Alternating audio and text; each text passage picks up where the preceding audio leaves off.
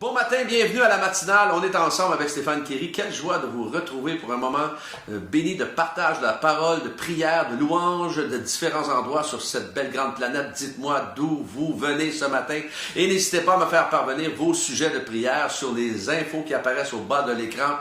Et on va démarrer cette matinale avec ce merveilleux chant qui s'intitule « Je cours vers le Père, Run to the Father ».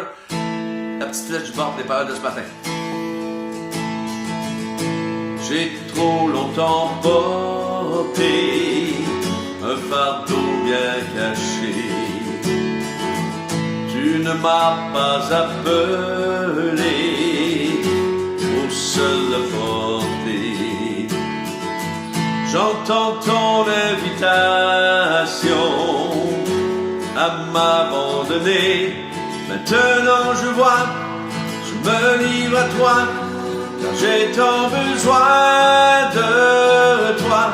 Je cours vers le Père, poussé par sa grâce. Je ne me cache plus, je lui ferai face. Viens réparer mon cœur, viens penser mon âme. C'est vers le Père que je cours encore et encore et encore et encore. Oh,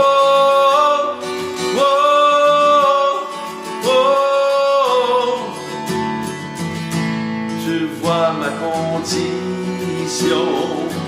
tu as un plan pour moi. Ton Fils, ma rédemption, payé sur la croix. Je n'ai pas d'explication devant cet amour. Je ne comprends pas, je ne saisis pas. J'ai tant besoin de toi. Je cours vers le Père, poussé par sa grâce.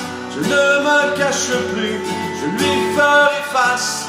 Viens réparer mon cœur, viens penser mon âme. C'est vers le Père que je cours encore et encore et encore et encore. Oh,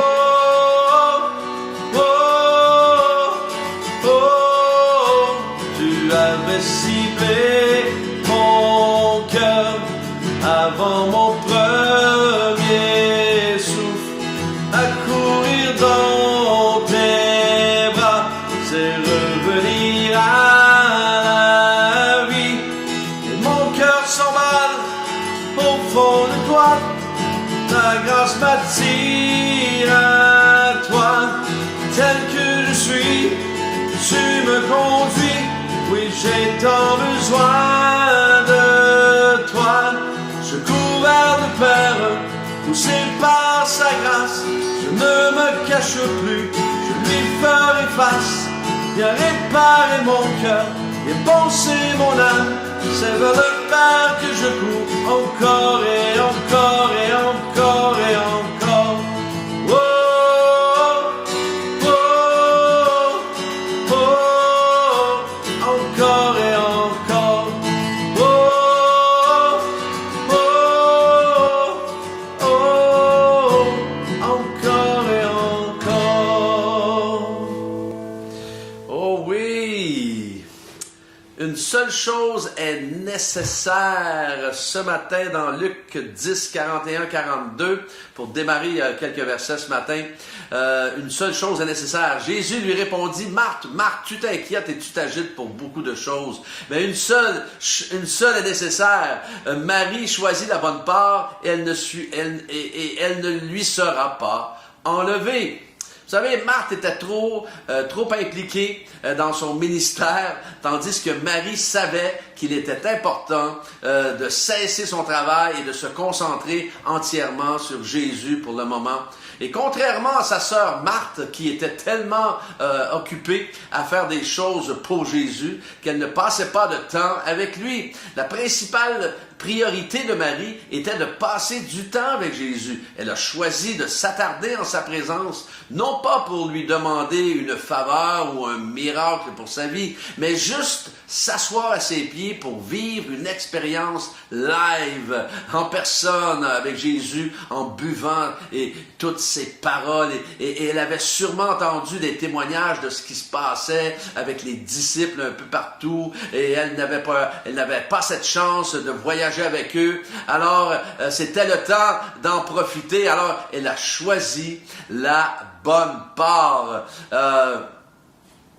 Alors, bien que notre service actif et pratique pour Dieu est essentiel et bon, notre première et plus importante tâche est un amour et une dévotion qui s'exprime dans la louange, un amour et une dévotion qui s'exprime dans la prière et notre communion avec Jésus.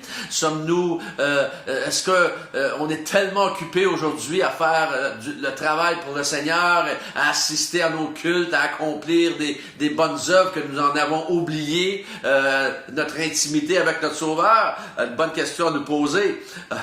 Il y a ce deuxième texte ce matin dans Matthieu 8, 14 et 15, Jésus se rendit ensuite à la maison de Pierre. Il vit la belle-mère de celui-ci couché avec la fièvre. Il lui toucha la main et la fièvre la quitta. Puis elle se leva et le servit. Et j'aime la fin de ce verset, puis elle se leva et le servit. Combien de personnes connaissons-nous dont Jésus a touché leur cœur, transformé leur vie?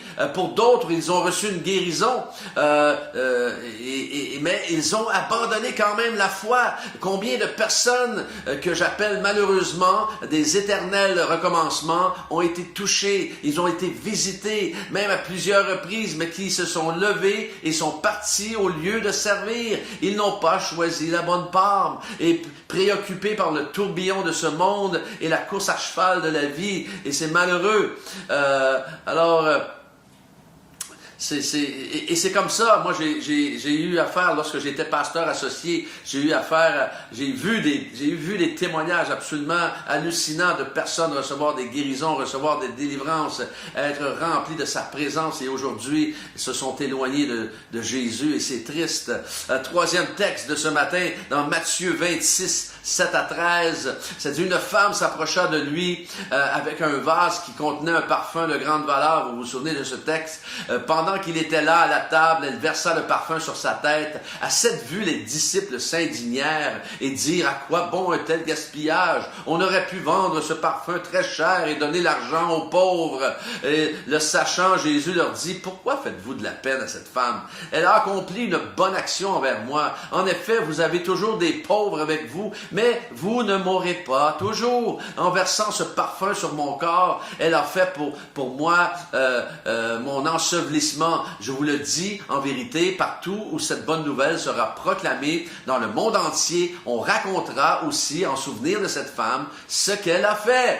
Alors pour Jésus, c'était important ce qu'elle a fait. Le Seigneur a ordonné que cette histoire même de Marie accompagne toujours la prédication de l'Évangile. Alors ce témoignage incarne mieux que quiconque le dévouement et l'engagement que doivent avoir les disciples de Jésus.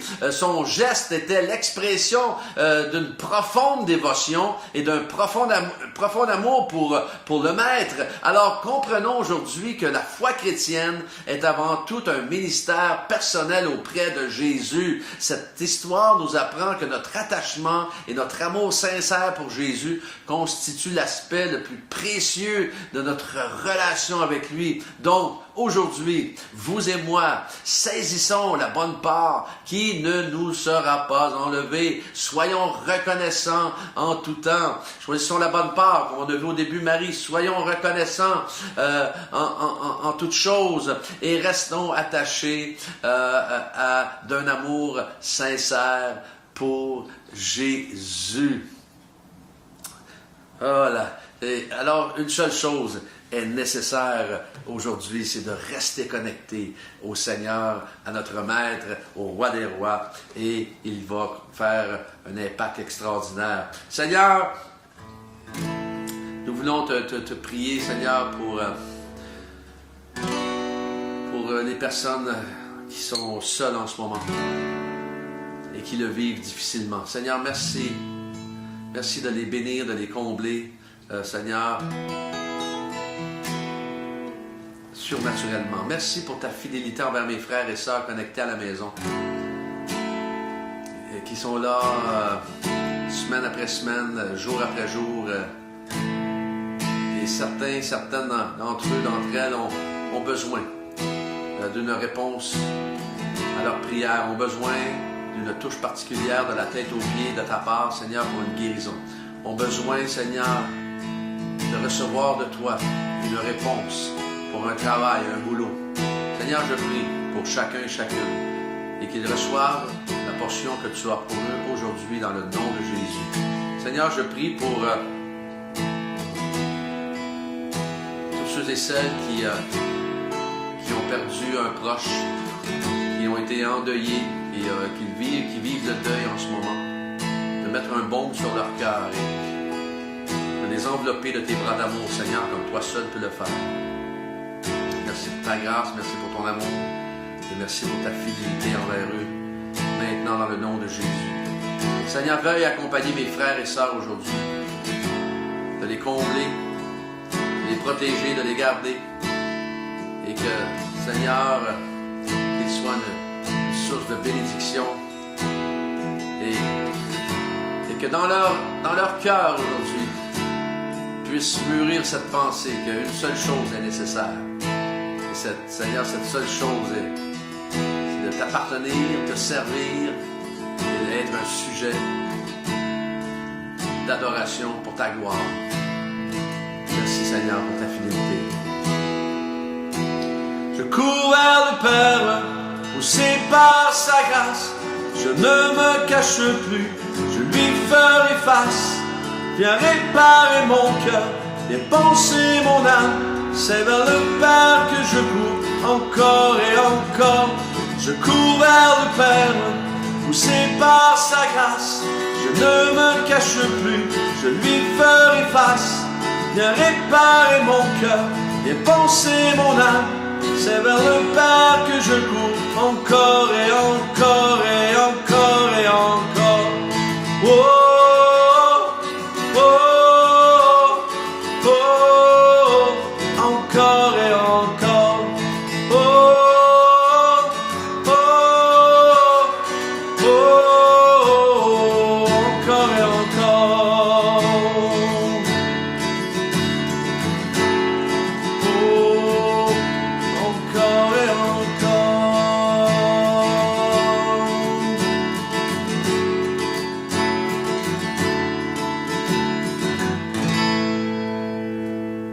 Soyez bénis, passez une excellente journée, que Dieu vous accompagne dans tout ce que vous avez à faire. On se voit, Dieu voulant, demain matin.